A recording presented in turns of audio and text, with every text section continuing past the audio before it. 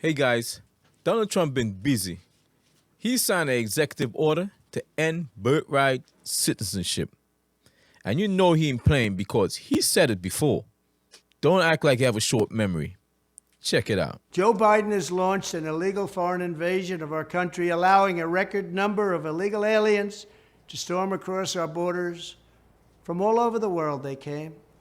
Under Biden's current policies, even though these millions of illegal border crossers have entered the country unlawfully, all of their future children will become automatic U.S. citizens. Can you imagine? They'll be eligible for welfare, taxpayer-funded health care, the right to vote, chain migration, and countless other government benefits, many of which will also profit the illegal alien parents. As part of my plan to secure the border on day one of my new term in office, I will sign an executive order making clear to federal agencies that under the correct interpretation of the law, going forward, the future children of illegal aliens will not receive automatic U.S. citizenship. And trust me, you know how Donald Trump is. He's true to his word. Check it out. I met with numerous foreign leaders. Go ahead. Sir, this next order relates to the definition of birthright citizenship under the 14th Amendment of the United States. Yeah, that's a good one. Birthright. That's a big one. What about that one in the court? That one is likely to be challenged. Could be. We think we have good grounds, but you could be right. I mean, you'll find out. It's ridiculous. We're the only country in the world that does this with birthright, as you know. And it's just absolutely ridiculous. But, you know, we'll see. We have very good grounds. Sir, People have wanted to do this for decades. Now, he signed this executive order. Now, he don't really have the powers to do that, from what I understand, because it's part of the 14th Amendment that's in the Constitution, right? The thing is, this guy is playing chess. They out here playing checkers and he playing chess. Because I could tell you this, from all the research done, he's doing this for a reason. A lot of people don't know. To contest this particular amendment, he has, well, they figured out which way they want to do it because they're different ways, right? I'm not a lawyer, but I see things that lawyer posted. I'm gonna put some up really soon for you to see what I'm talking about. But in layman terms, he has to put the executive order in so they could sue him over it. Now, because they sue him, it's going to go to the Supreme Court. And from there is where they're going to get the full gist of how it is. Because remember, the 14th Amendment was put for slaves that had these slave owners and all these different things back in the day who they want to treat them like they were citizens. They want to treat them like their property. So what they did in the 14th Amendment, they amended it and do a bunch of different things. We're not going to get into that. But basically saying they are free people, citizens of America. Leave them alone. Don't bother them. Treat them right, or we're going to have problems. That's basically what it was for the slaves. So you see where his defense is going to be, right? But hey, now watch this video. This lawyer is explaining the routes he can take to contest the 14th Amendment. Check it out. To do.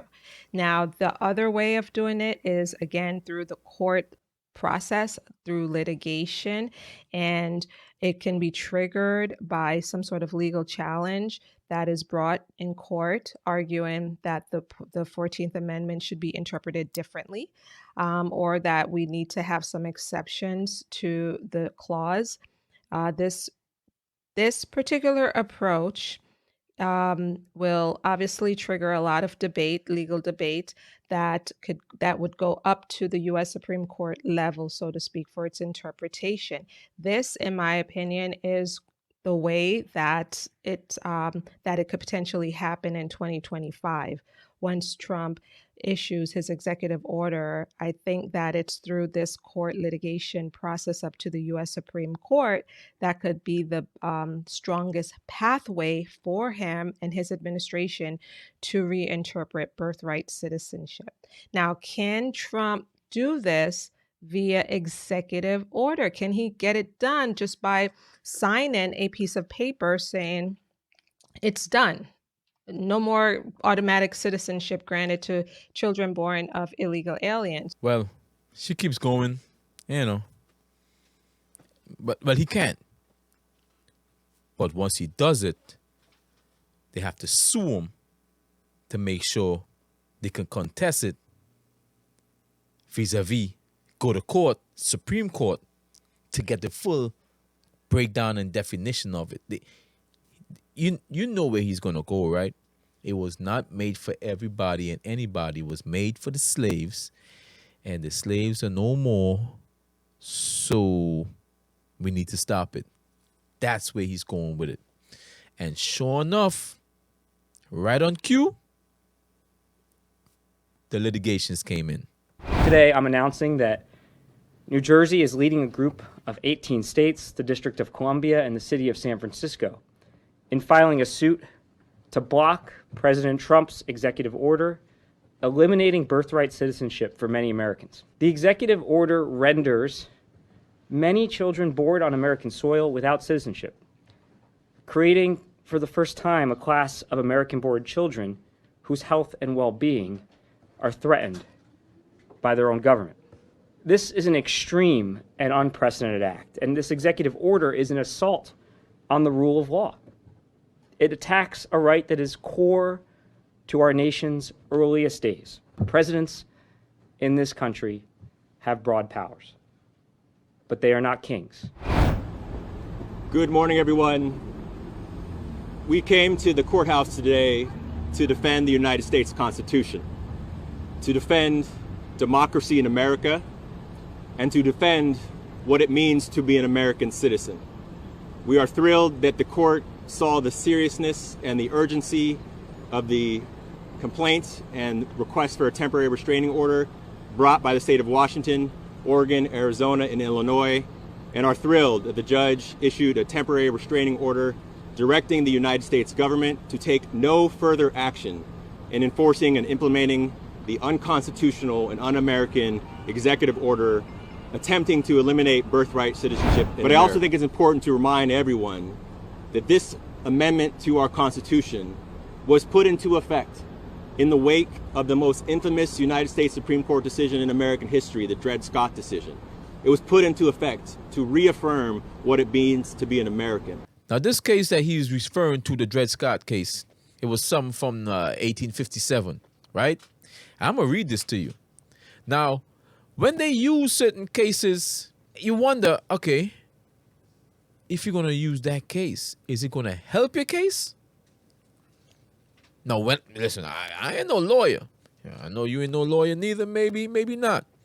But when you read what this case was about, you say to yourself, well, you giving Donald Trump ammunition. Well, I think it's ammunition. Let's check it out. They say here's Dred Scott versus Sanford was a landmark Supreme Court case in 1857 that ruled that black people were not citizens of the United States. The decision was also stated that Congress could not ban slavery in U.S. territories, right? That they have here. What happened? Dred Scott, an enslaved black man, sued for his freedom in 1846. The case went through Missouri state courts and then federal courts. On March 6, 1857, Chief Justice Robert B. read the majority opinion. The decision declared that black people could not be citizens, could not sue in the federal court, and could not expect protections from the federal government.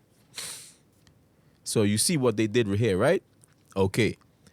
Now, this is what happened here now, right? I'm going to just read the bottom line because all the other top here was, don't really matter. The 13th and 14th Amendments to the Constitution overturned is their decision. So again, it's stating here, for black people, they added the 13th and 14th Amendments to the Constitution. So now, see where I'm going? No matter what they do, no matter what they say, he's going to go to court and use things like this right here to prove his point. Okay, it's already law of the land that black people is citizens of America. Once you're born here as a free black, you're citizens. Once you're a citizen, you could have kids and they're going to be citizens. If you're a citizen and you impregnate someone who is not a citizen, your kid is a citizen. But if you're illegal and you have an illegal, your kid's going to be illegal. That's where he's going with this. So I think he has some standing on this, and it could happen. Yeah, they might amend it. I think it could happen because they got enough instances where they make it clear that it was for black people, not for everybody. Yeah. So we gonna see. We gonna see. So, this being said, like, subscribe, share it to a friend. Love you guys. Peace.